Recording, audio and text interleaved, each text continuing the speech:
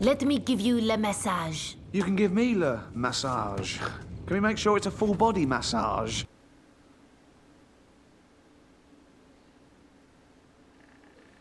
Valiant was directed by Gary Chapman and written by George Webster, Jordan Katz, and George Melrod. It was produced by Vanguard Animation and distributed by Entertainment Film Distributors in the UK and Buena Vista Pictures, a freaking Disney subsidiary in the US. It was released in the US on August 19th, 2005, and in the UK on March 25th, 2005. It had a budget of $35 million and made $61.7 million at the box office. It tells the story of a young pigeon named Valiant who joins the air pigeon service during World War II. This film holds a very special place in my heart. It was one of the first films I ever saw in theaters. It was also the only time I've ever saw it, and though my long-term memory has always been quite good, I did not remember anything about this film until I saw it as an adult for the first time. I see why I didn't remember it. Not only did I find a lazy kids movie with little to offer, but I also saw a film with squandered potential. There's no character development, the tone is inconsistent, the jokes aren't very funny, and it's riddled with cliches. It is possible to make a good kids film out of a serious subject like World War II, but this is not the way. So without further ado, let's get into Valiant. Hey, Tailfeather! Can you believe that we're the ones they picked to send on the most important mission in World War II? Yeah! The movie starts with an air pigeon squad being attacked by a German Falcon. Mercury, played by John Cleese, is the only pigeon to survive the attack and is taken prisoner of war. Mercury is interrogated by General Von Talon, played by Tim Curry.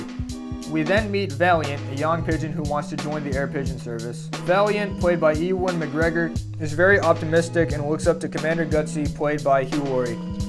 No one believes in Valiant because he's short. That's it. He leaves to join the air pigeon service and runs into a homeless pigeon named Bugsy, played by Ricky Gervais. Bugsy joins the service with Valiant because he wants to escape two other thugs who are mad at him because he scammed them. That's it. They needlessly lie their way into the service by telling the enlister they are friends with Commander Gutsy. They meet Tailfeather and Toughwood, two brothers played by Dan Roberts and Brian Lonsdale, and Lofty Thaddeus Worthington, played by Pip Torrens. Valiant has a crush on the nurse Victoria, played by Olivia Williams. Eventually, they go to the front despite not finishing their training because another pigeon unit was lost, and Valiant's unit is, for some reason, the only one left. That's it. They are assigned to support Gutsy. Bugsy deserts the unit because he's scared, even though he should have been discharged anyway because of his behavior. Bugsy then has a change of heart and comes back. They get sent on a plane and are caught in a firefight, even though I'm sure the British Armed Forces wouldn't have put messenger pigeons in that situation. Eventually, their plane gets destroyed and Bugsy is presumed dead. They meet some mice who were in the French resistance. They get the message from the mice and Bugsy volunteers to take it. Bugsy gets captured and Gutsy is revealed to be alive because of course he is.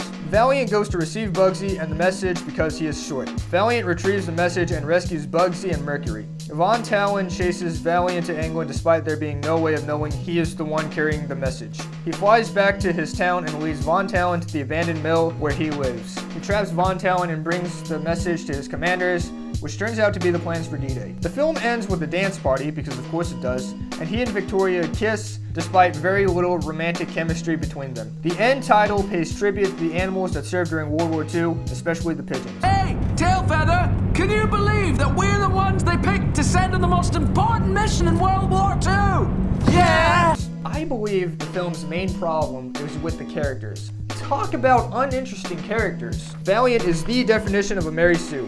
He has no flaws, no complexity, just a cliche, gung-ho protagonist whose only fundamental character flaw is that he's short. When you write a character, you need to give them flaws. It makes them more relatable, gives them room for character development, and makes a more interesting story.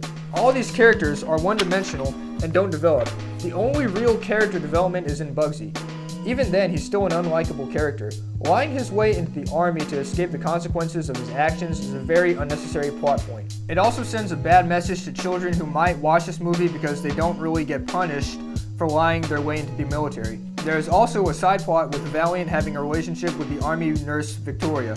It is incredibly underdeveloped. They don't talk, they don't have anything in common, nothing. It's a case of, oh, you're the main character, that makes you attractive. Another problem is the inconsistent tone. 1 minute it's a serious war drama, another minute it's a goofy comedy, and another it's a lighthearted kids film. When Gutsy is presumed dead, they drop him in the middle of a battle like it's Band of Brothers, and when he turns out to be alive, it takes away from the tension. I always hated the fake out death cliche because of this reason. And why are carrier pigeons being dropped in the middle of a battle? Their purpose is to send messages. In the battle, they can get killed, and therefore they can't send the message. Another problem is the humor. Sure, the truth serum gag is a very underrated joke. I always found it funny, but many jokes are simply references with nothing to back them up. When you reference something, you have to make a joke out of it, otherwise it will just remind the audience that they could be watching something better. Hey, Tailfeather, can you believe that we're the ones they picked to send on the most important mission in World War II? Yeah! While this film is not good at all, I think its intention is in its strength. The message at the end of the film pays tribute to the animals of World War II.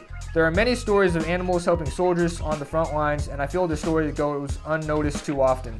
I think it's nice for someone to pay homage to a group that flies under the radar. The structure of the film is alright. During the third act, the squad goes on a mission behind enemy lines, and there is good tension building when Valiant tries to save Bugsy and Mercury. I felt genuinely invested during this part, which is more than I can say for the rest of the film. Hey, Tailfeather, can you believe that we're the ones they picked to send on the most important mission in World War II?